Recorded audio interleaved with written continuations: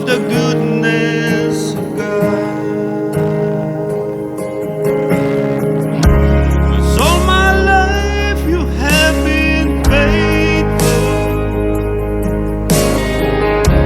and all my life you have been so, so good. With every breath that I am able,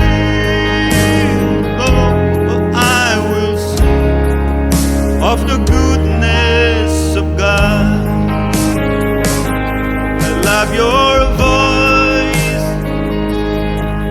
You have led me through the fire in the darkest night. You are close like no other.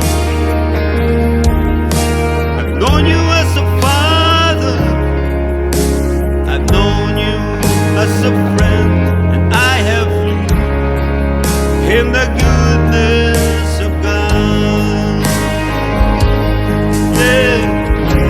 And all my life you have been faithful, and all my life you have been so, so good.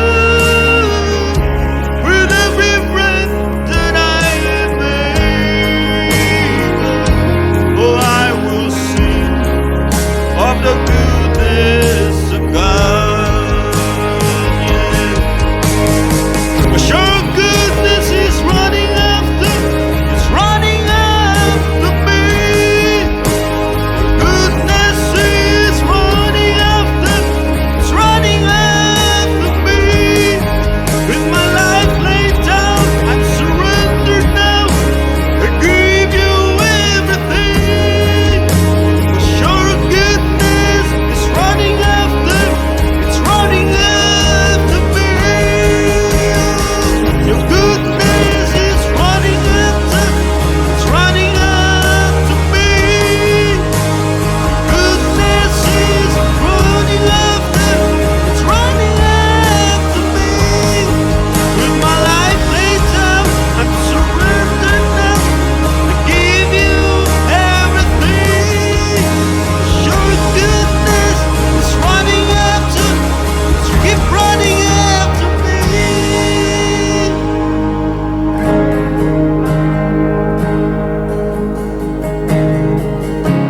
And all my life you have been faithful, and all my life you have been so, so good. With every breath that I am able, I'm gonna sing of the goodness of God. I'm gonna sing, I'm gonna sing. Oh, all my life you have been faithful. All my life you have been so, so good. With every breath that I am able, I'm gonna sing of the goodness of God. Oh, I'm gonna sing of the goodness of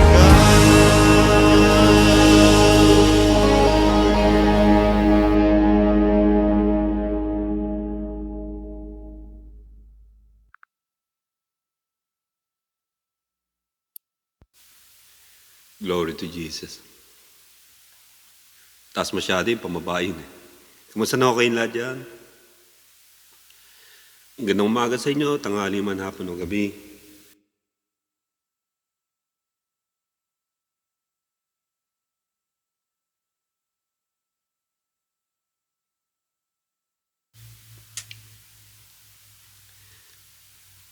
As I said, pamaba yun. Pinilit ko lang kantahin kasi wala akong panglalaki pang boses. Anyway, kamusta na kayo dyan? Ang aking YouTube program na ito ay ang karaoke, pananampalataya at katotohanan. Ang pangalan ko si Brother Joe. At ako'y nagpapahayag ng salita ng Diyos, kumakanta, para sa lahat sa kapurihan ng Diyos sapagkat alam natin na ang sanglibutang ito ay nagiging kakaiba na. We don't know kung kailan darating ang Panginoon, pero He said, He'll coming back. He'll be back. Meron akong gustong i-share sa inyo. Ito ay tungkol sa Book of Hebrew. Yung mga hindi pa nakakaalam, ang Book of Hebrew ay hindi malaman kung sino ang tunay na author niyan. Maraming espekulasyon noon, yung first century Christian, ang ibig sabihin, ay ine-speculate nila na si Apostle Paul ang sumulat, si Pablo. Yung iba si John Mark, yung iba ay yung ibang tulad ni na Barnabas, Silas o Silas, si Timothy, at yung iba pa. Meron din na ang sumulat, sabi nila, ang sumulat ay si Nicodemo na dating Pharisee na na-convert sa Panginoon sa Kristo sapagkat marami siyang alam sa law at magaling siyang sumulat sa Hebrew, nakapag-aral talaga siya, at marunong siyang sumulat sa Greek. Pero hindi natin maaalis din sa kabilang banda na si Apostle Paul ay marunong sa lahat ng batas, sa mga Pharisee na doktrina, sa Jewish law, at sa Hebrew,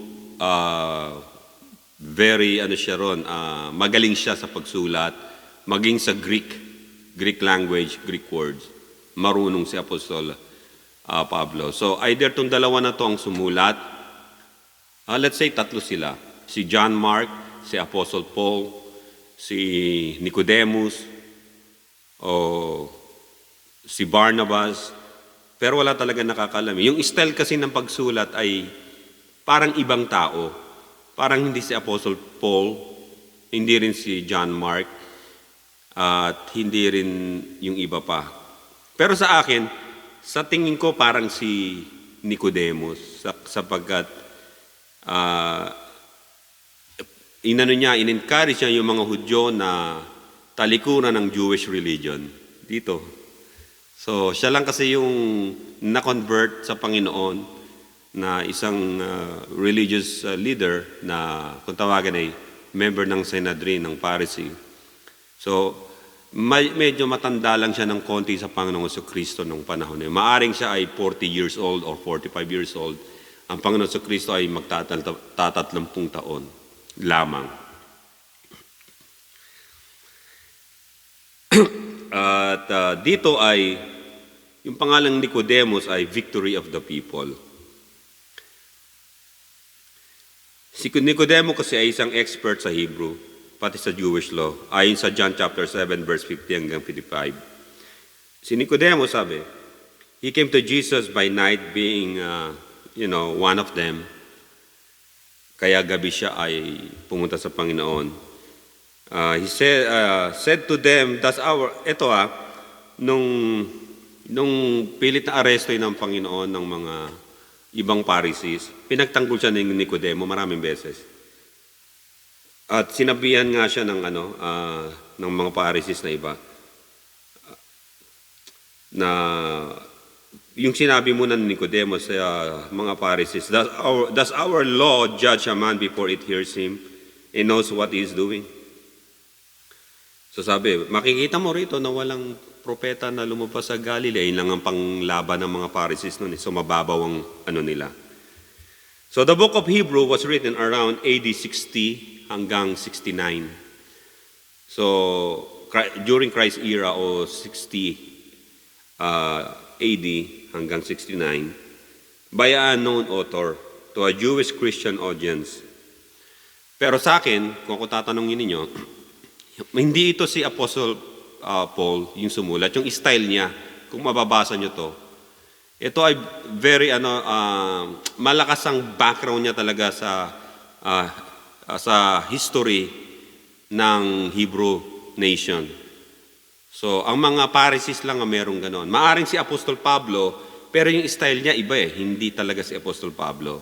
Hindi rin si John Mark, kung mababasa ninyo yung sinulat niya doon sa Gospel of John, at tsaka sa 2 Peter na inattribute na lang kay Apostol Pedro, pero actually siya ang sumulat, no, si John Mark. So, yung iba pang mga binabanggit ay hindi natin alam. Pero sa aking tingin, sa aking pananaw, dahil wala pa namang, may naisulat si Nicodemus pero hindi ito napasama sa mga tinatawag na canon o canonized na Bible, hindi. Pero magaling siya sa mga Hindi ko sinasabing si Nicodemus, pero whoever, sino man nagsulat na to, ay he did a great job sa pagsulat sapagkat ito ay tinatawag na napakalinaw na nais niyang ipaliwanag na si Jesus Christ lang talaga ang siyang Savior. Yung outline ng contents ng Hebrew ay, una, it's about supremacy of Christ. Sa chapter 1 yan hanggang 4. Pangalawa, yung New Covenant. New Covenant na in-explain sa chapter 5 hanggang 10. Yung pangatlo, the life of faith, chapter 11 hanggang 13. So doon, malinaw na binanggit yung mga na-itemize na yon sa Hebrew. So ang kailangan nating malaman doon, yung supremacy ng Kristo, yung New Covenant, at yung life of faith. Yun ang tatlong essentials ng Book of Hebrew. Hindi na natin babasahin pa, pero nais ko lang nabigyan sa inyo ng diin. So, in conclusion, yung Book of Hebrew, makikita natin dito sa Book of Hebrew, kung babasahin natin, the heroes of faith ay nando sa chapter 11 lahat. Merong 16 heroes of faith na nasa Hebrew. 14, pasensya nyo na aking pananalita, medyo nanuno yung aking lalamunan. Di bali na ako nabubulol, okay lang ho yun. Kasi kasama naman yun sa minsan pagka nagsasalita tayo at dry man masyado ang lalamunan. So, 16 na heroes, there are 16 heroes mentioned in Hebrew chapter 11. 14 of them were men, Hebrew people. 2 out of 16 were women. 1 is Hebrew woman, si Sarah. At yung isa naman, number 2, ay si Rahab na isang Gentile. So there's only one Gentile. Si Sarah, isang Hebrew woman, at si Rahab ay isang Gentile. Itong mga men of faith na ito, o heroes of faith, ay binigyan din ng Book of Hebrew. Sapagkat this is the most important. Para marating natin yung tinatawag na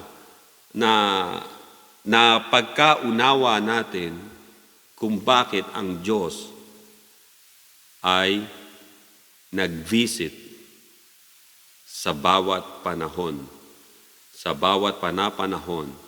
mula pa noon. At sa huling pagkakataon, siya ay magbibisit uli. Ito yung tinatawag na the second coming of our Lord Jesus Christ. So ang itatapik ko rito ay God's supreme revelation for us believers, according sa Book of Hebrew. Number 1, God visited humans at various times and in various ways. Makikita natin dito na ang mga tao ay sa bawat panahon ay binisita ng Diyos. Pero kung ako tatanungin ninyo, ang mundo natin ay more than 6,000 years old. Dahil merong mga tinatawag na exemption doon. Kasi may mga ibang Christian sinasabi, ang mundo natin ay ano pa lang, 6,000 years old. Hindi more than that. Kung isa-isahin ko sa inyo sa book of Genesis, nung nilikha ng Diyos si Adam on the 6 days, hindi nangangahulugan yung 6 days na yon ay tulad ng calendar natin. God's calendar are different from us humans. Sapagkat yung calendar natin ngayon, there were made up o man-made calendar, tulad halimbawa ng Julian calendar, Gregorian calendar, o iba pang mga calendar na ginawa ng ibang mga tao. So, merong mismong sariling calendar ang Diyos. At alam niya kung ano yung calendar niya na yun. Pero ang nais nating sabihin dito, nung si Adan ay nilikha ng Diyos, at makikita natin na nag-iisa pa lang siya noon, pinangalanan niya lahat ng animals. Kung anong itawag niya, yun ang nagiging pangalan. Wala pang babae noon. Wala pa siya. Subalit pinatulog siya ng Diyos. Yung salitang pinatulog sa Hebrew, it takes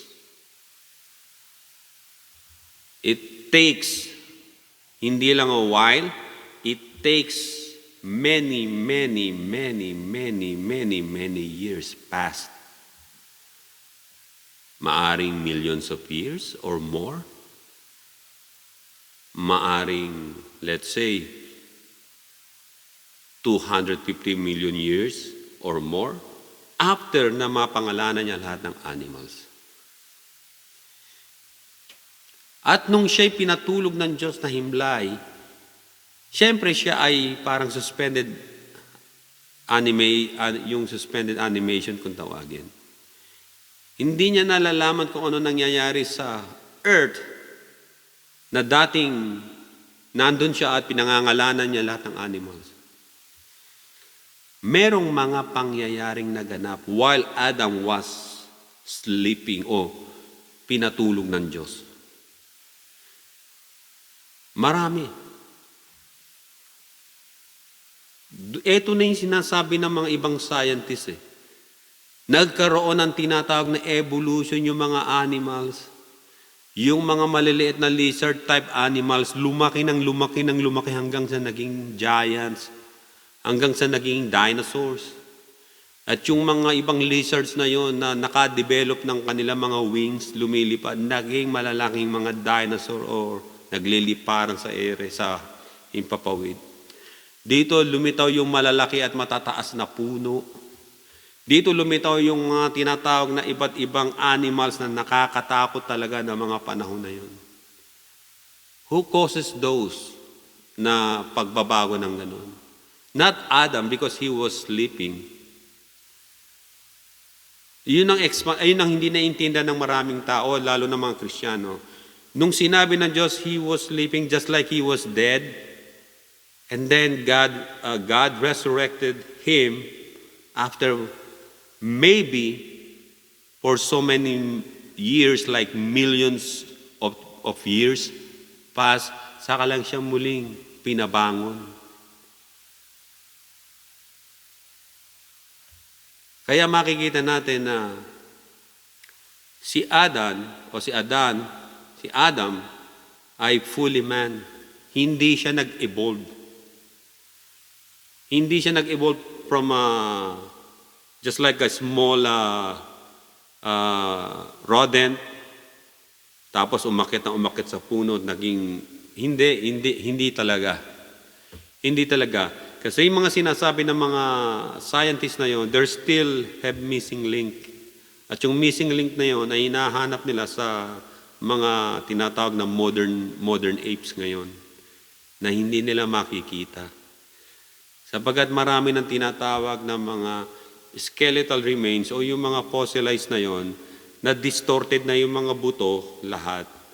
At hindi lang yon, sinasabi nila million of years ago na ang nakakalipas. Pero makikita natin, 80% ng na-discover nila nasa ibabaw lang ng lupa, ng earth. Bihira lang yung mga nakalagay sa mga bato. Yung mga lalaking mga buto ng dinosaurs, nakikita nila sa mga bato, uhukay muna sila ng mga tinatawag na 4 feet deep, saka lang nila makukuha. Minsan nando sa mga seashores tulad ng Canada, doon nila nakukuha yun. So makikita natin doon na si Adan ay nabuhay nung panahon pa na yun. Kung hindi niya man naabutan ng paglaki ng mga animals na yon, who causes those naging gigantic yung mga animals na yon? And we don't know. Probably yung mga fallen angels na bumaba na nung Genesis chapter 6. Pero yung mga fallen angels, bumaba yon sa panahon ni Jared. Ang anak ni Jared ay si Enoch. Doon nagbabaan sila. At nag-produce sila ng mga offsprings mula sa mga babae. At tinawag yung mga offspring nila na mga Nephilim. Mga fallen, ang ibig sabihin fallen race. Kaya dito, God visited humans at various times and in various way. In 3rd millennium BC, makikita natin dito, about 3,000 BC, merong mga tinatawag na Mesopotamian creation story, tulad ng Epic of Gilgamesh, o yung poems, about sa isang tao na naligtas ng baha, tulad din ng Akkadian, Sumerian o Uruk history about flood noong 2100 BC. Meron din yung Eblaite creation story noong 2900 BC. Subalit, yung nasa ating kasaysayan, Book of Genesis, ay sinulat ni Moses noong 1446 BC hanggang 1406 BC. Ito ang biblical accounts about creation from Adam hanggang sa kasalukuyan. Sino ang nagpaliwanag sa kanya mismo nito? Ang Diyos sa Mount of Sinai. Siguradong accurate ito kay Moses sapagkat narinig niya mismo sa Diyos at sinusulat niya yung mga naririnig niya sa sinasabi ng Diyos. At hindi lang yung maaring nagkakaroon siyang tinatawag na trance at nakikita niya sa kanyang vision ang mga pangyayari. Makikita natin ng si Moses, kasi importante si Moses sa tinatawag na God's Supreme Revelation to us believers, modern believers nowadays. Unang-una, nainggit sa kanya yung mga kapatid niya, si Aaron at si Miriam. Nagdabog sila kay Moses. Bakit? Ikaw lang ba kinakausap ng Diyos? Ikaw lang ba? Ikaw lang ba ang man of God? So makikita natin sa Numbers chapter 12, verse 1 hanggang 15.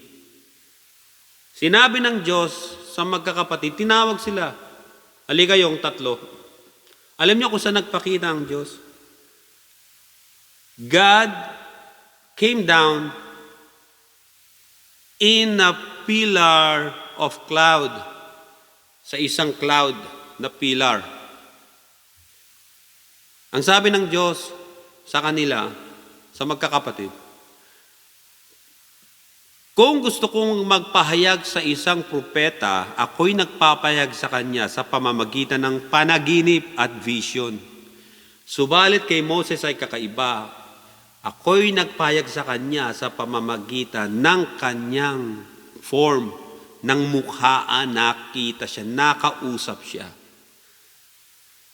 So, anong ginawa ng Panginoon? Pinarusahan yung dalawang magkapatid, si Aaron at si Miriam. Si Miriam ay nagkaroon kagad ng leprosy o ketong. First time nag-appear sa Bible ang disease na yon, yung leprosy o yung ketong. At sabi ng Diyos kay Miriam na hindi siya pwede pumasok sa tinatawag na tent o sa community, 7 days siya doon sa labas matutulog. After 7 days siya gagaling muli. Yun ang sinabi ng Diyos kay Moses din. Dahil nagkasala sila ng tinatawag na inggit. Tandaan natin ang kauna-unahan na ang Diyos ay nagpahayag, sapagkat siya ay nagpapahayag in various times and various ways. Dito, ang Diyos ay nagpahayag in a cloud sa anyo ng isang ulap. Kahit doon sa Mount of Sinai, ang Diyos ay ine-envelope ng ulap, na malaking ulap, yung ibabaw ng Mount Sinai. At doon, nakikipag-usap ang Diyos kay Moses sa loob ng ulap.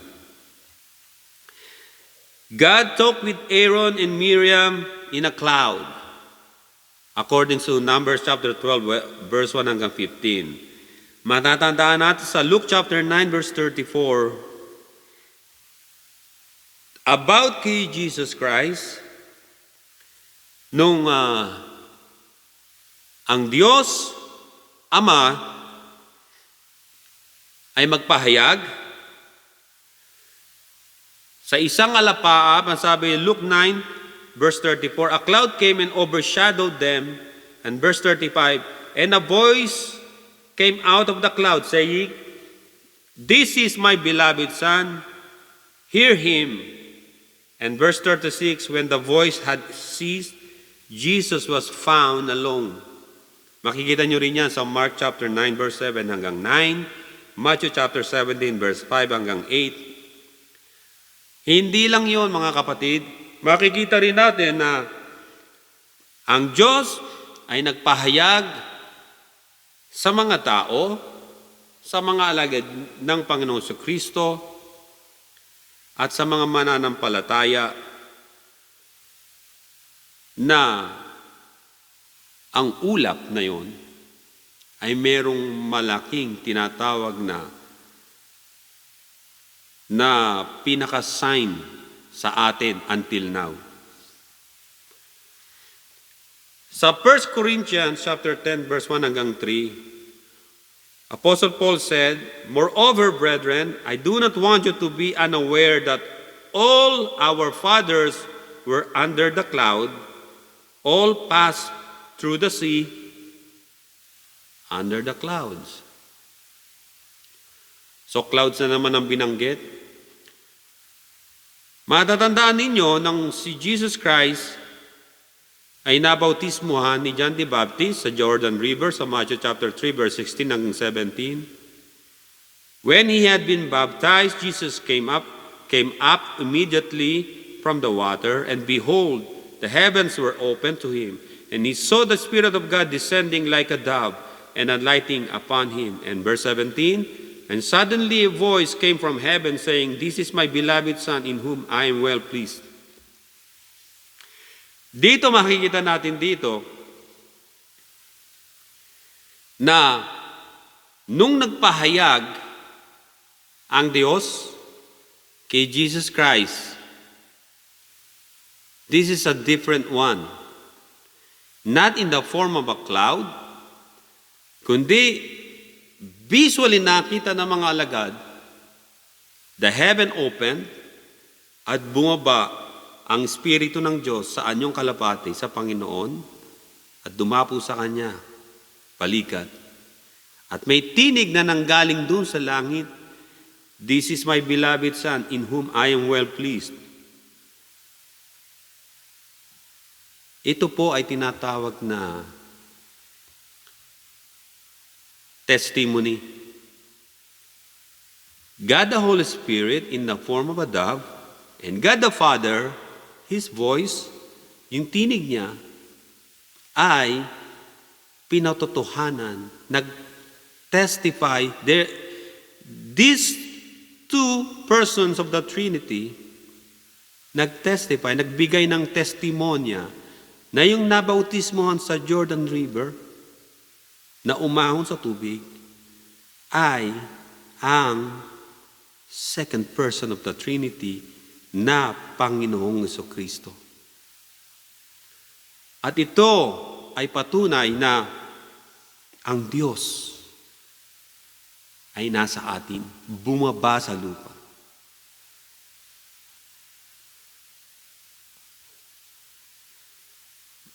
Makikita rin natin sa Luke chapter 9 verse 51 hanggang 56.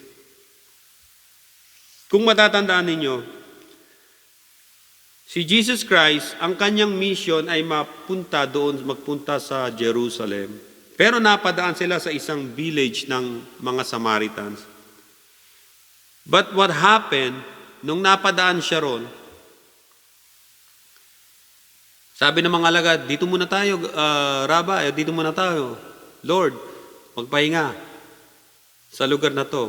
Pero nandun pa lang sila, hindi pa man sila nakakalakad, ay itinaboy na kagad sila ng mga Samaritan. Dahil sila yung mga Jew, alam nila ang itsura at bihis ng mga Hudyo, kaysa sa yung mga Samaritan ay kakaiba.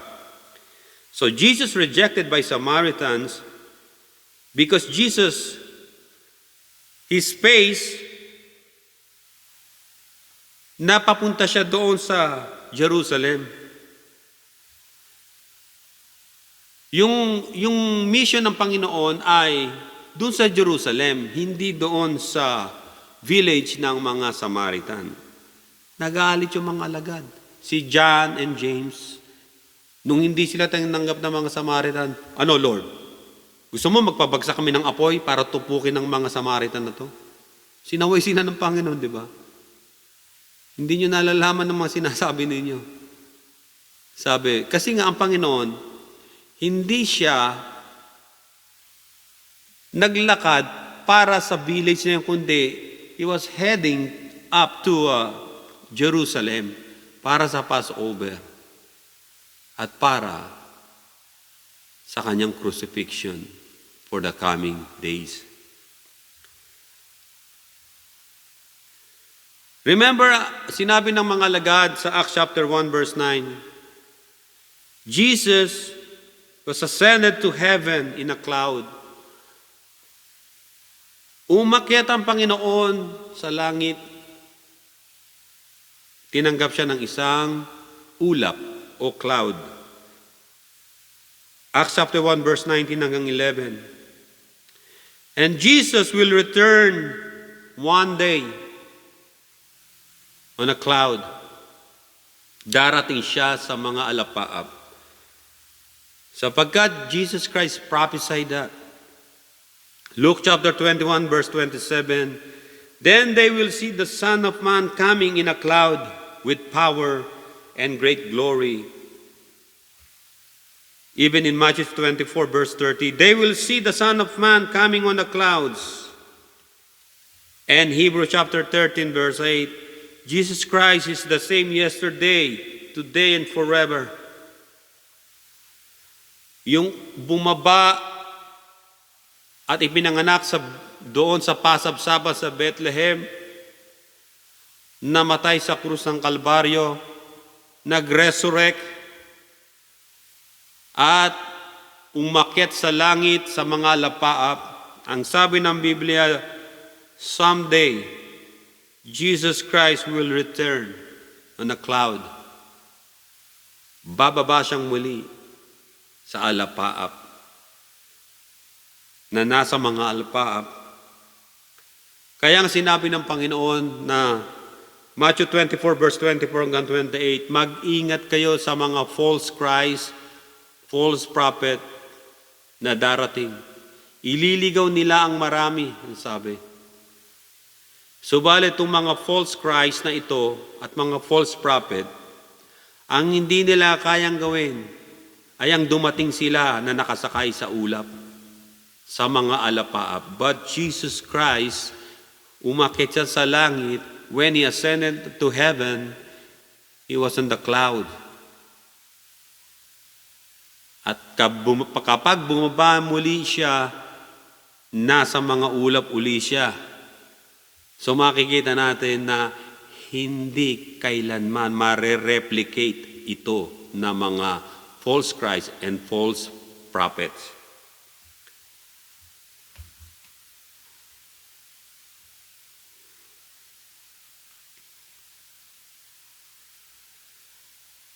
Ang Christianity o ang pananampalataya sa Panginoon sa Kristo ay nag-spread out sa Israel hanggang sa Asia Minor, hanggang sa Greece and Rome. At sila ay nag-iwan sa atin ng literature na ganito na salita ng Diyos, Gospel, Epistles, kahit yung Old Testament books, ay iniwan sa atin at ito ang ating nagiging basyahan at sandigan ng ating pananampalataya. About 50 AD hanggang 100 AD ay nagsulat ang mga alagad na ito. Dahil ang banal na kasulatan, mga kapatid, ay 1600 years in the making. Sa span ng 1,600 years, hindi sila magkakakilala, hindi nila alam ang bawat isa, ay nagkaisa sila sa kanilang pagsulat at pagpapahayag na merong isang Mesaya, at ang Mesayang ito ay ang siyang magliligtas sa atin sa kasalanan at kanilang pinangalanan na Christ o Messiah. Si Abraham ay pinanganak about year 2056 BC sa Ur, sa Chaldees. Subalit makikita natin, sa panahon ni Abraham, ang nag-i-exist na books noon na nababasa nila at pinapayag sa kanila, hindi ang Genesis, kundi ang Book of Job. Sa Hebrew ay Job. Isa siyang Aramean sa lahi ni Shem, at siya'y nakatira sa Uz ng Aram, meaning northern part ng Israel, na siyang malapit din sa Syria. Ito ang katotohanan nangyari sa buhay ni Job. Kaya nasulat ang book ni Job about 2000 BC. So 554 years before maisulat ni Moses ang Genesis. So itong ginagamit nilang Book of Job, ang base ng kanilang patience, faith, and deliverance. At hindi lang yon, nagkaroon din ng mga silent years at walang anumang revelasyon mula sa Diyos. Nung si Job, yung sinulat ni Job na yon, na taga-Uz, na isang Arameans, ito ay nagkaroon ng silent years na 450 years. After ng 450 years, doon na naisulat ang Book of Genesis ng si Moses na. At naisulat ang Genesis hanggang sa kahuli-hulihan ng Old Testament na sinulat ang Book of Malachi. Pagkatapos noon, nagkaroon na ng tinatawag na naman na silent years. From 396 BC hanggang sa 5 BC, walang message na dumating mula sa Diyos. At nung 4 BC, nagkaroon ng message kay Mary at kay Joseph na ipapanganak ni Mary. ang tagapagligtas. Nangyari ng 4 BC. At from 4 BC, ito'y glad tidings na nangaral ng Panginoon, eto na mismo. Yung Diyos na nagkatawang tao, wala nang silent years, kundi ipinahayag na ng Panginoon ang kanyang kapahayagan mismo sa mga tao hanggang sa krus ng Kalbaryo. Ipinakilala ng Panginoon ang ginawa niyang pagliligtas sa atin. Dahil sa kasalanan natin, si Jesus ay napako sa krus at namatay. Subalit siya ay binuhay na maguli ng Ama at ng Espiritu Santo. At magmula noon nangaral ang mga alagad.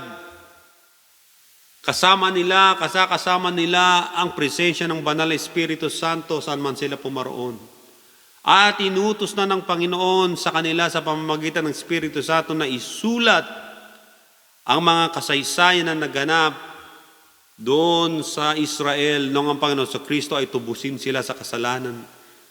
Year 50 AD, nagsimula na silang isulat ang kanilang kasaysayan ng pananampalataya na pinsimula ng Panginoon.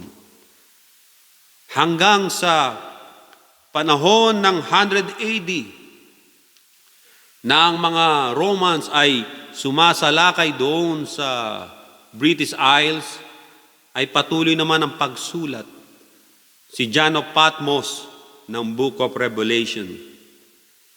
At makikita natin doon na nagpapatuloy ang tinatawag na pagpapahayag ng Diyos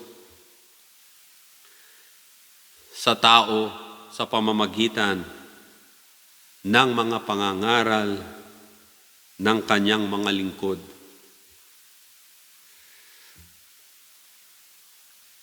Ang mga mananampalatay patuloy na kumalat sa bawat sulok ng Europe.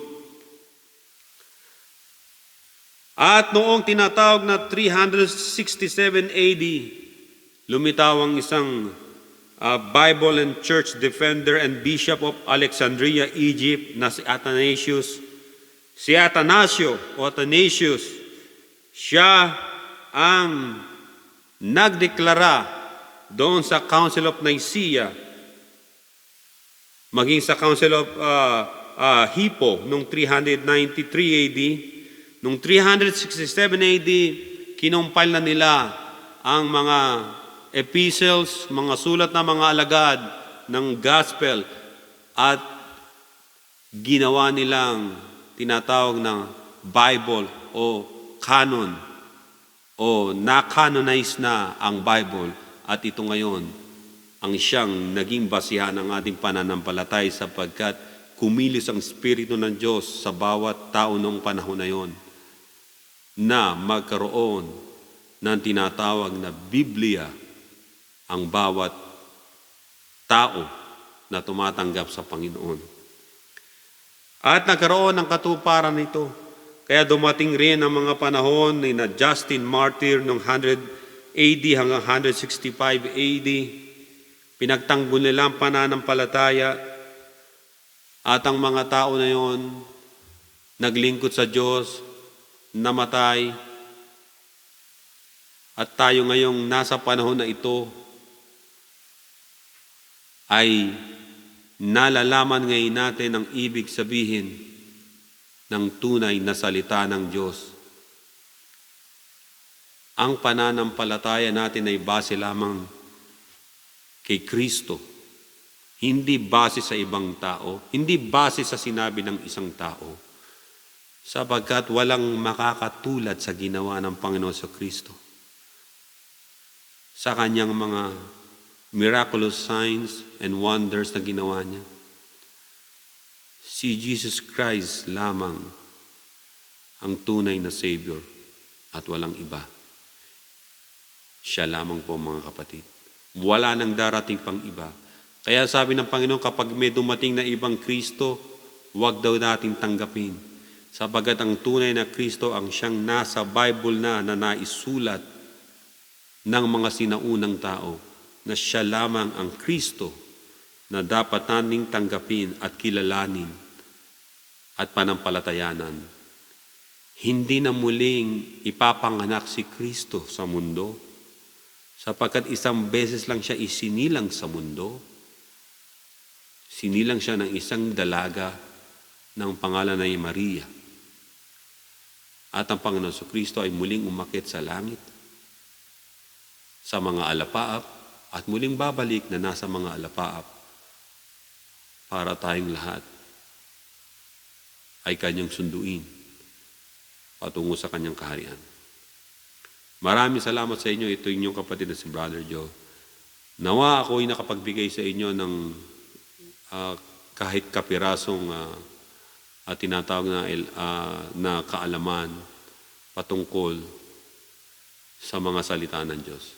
Pagpalain kayo ng Panginoon, muli, ito ang inyong napapakinggan na karaoke, pananampalataya at katotohanan. Pangalan ko si Brother Joe. God bless you all and to God be the glory in Jesus' name. Amen.